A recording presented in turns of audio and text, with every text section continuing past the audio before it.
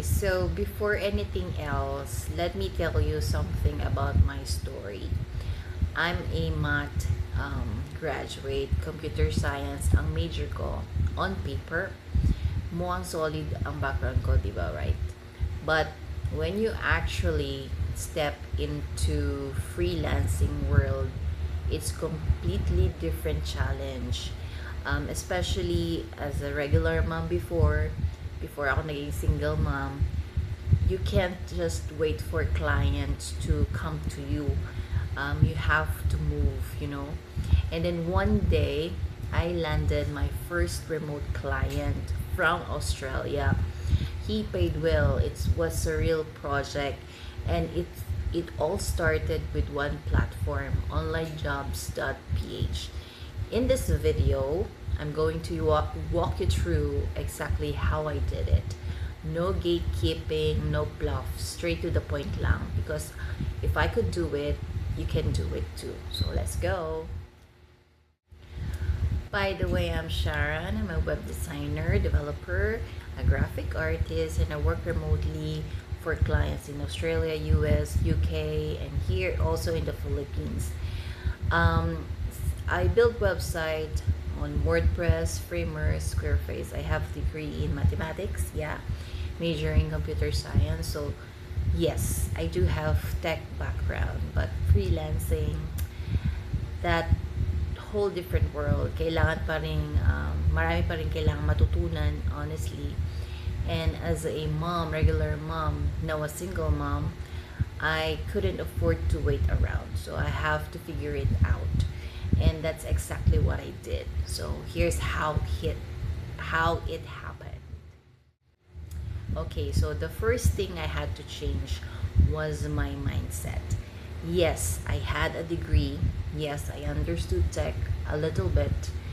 But even with all that, kapag bago ka pa sa freelancing, there are always these voices in your head saying, who's going to hire you? Like, there are so many people more experienced than you.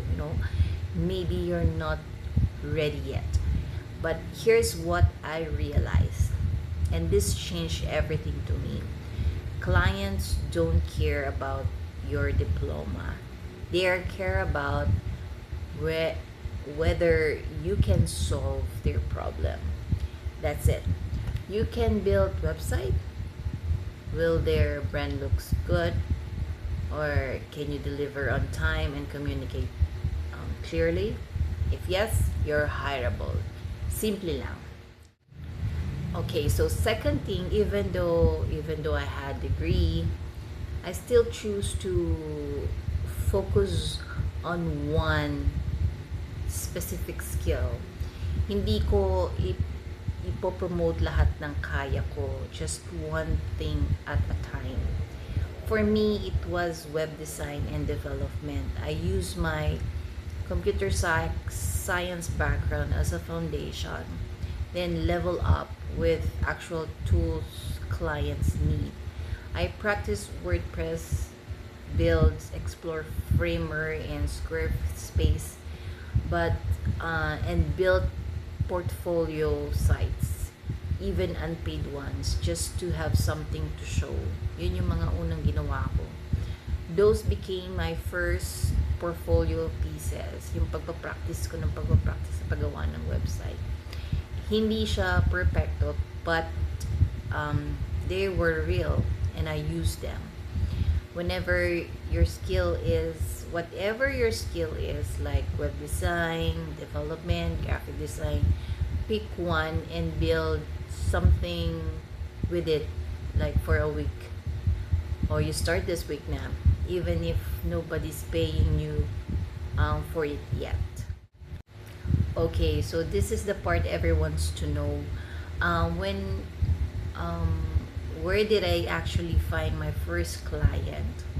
I found my first client in OnlineJobs.ph. This is a very great website for Filipinos. For those who don't know, it's a platform specifically built for Filipino remote workers.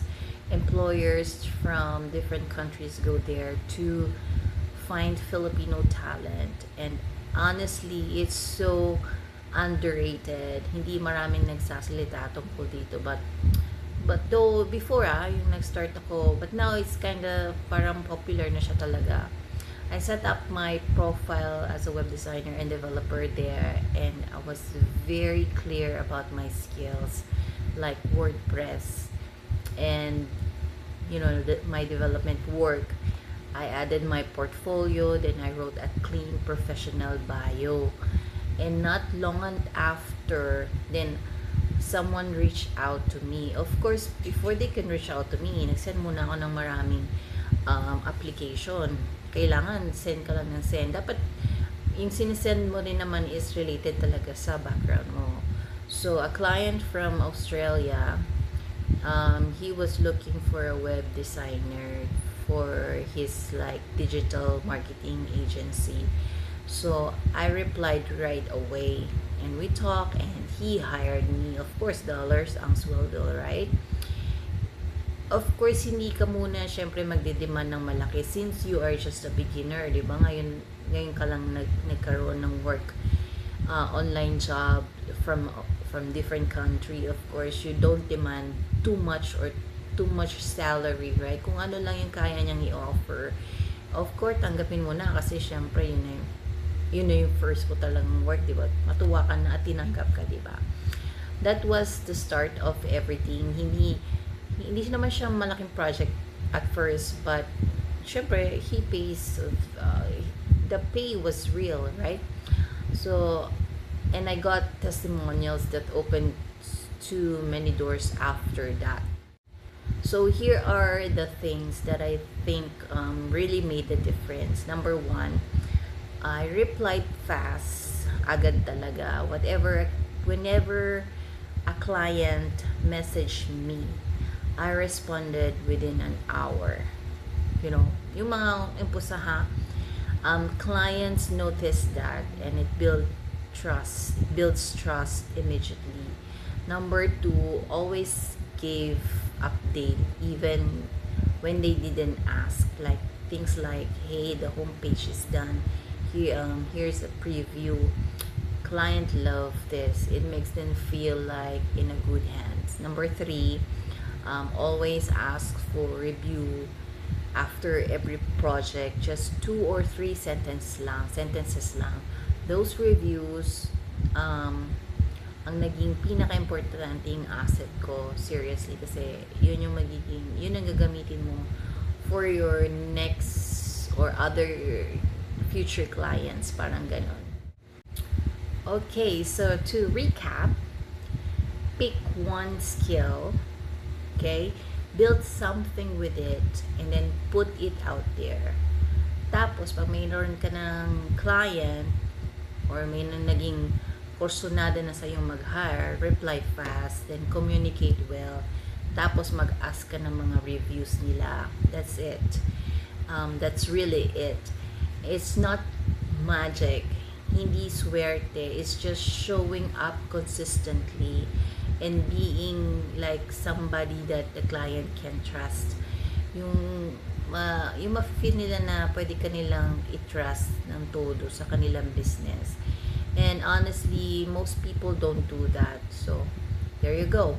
So, if there's a Filipina or Filipino mom watching this right now and asking herself, kaya ko kaya to? Yes, you can. I am a living proof. Wala naman akong experience before, but I just push through lahat. Tuloy-tuloy lang. Kahit basta send ka lang ng mga application, okay? So, subscribe so you won't miss my next video where I'm going to share how much I actually earn as a remote worker, the real numbers, okay? Take care, and I'll see you in the next one. Bye-bye. Ingat.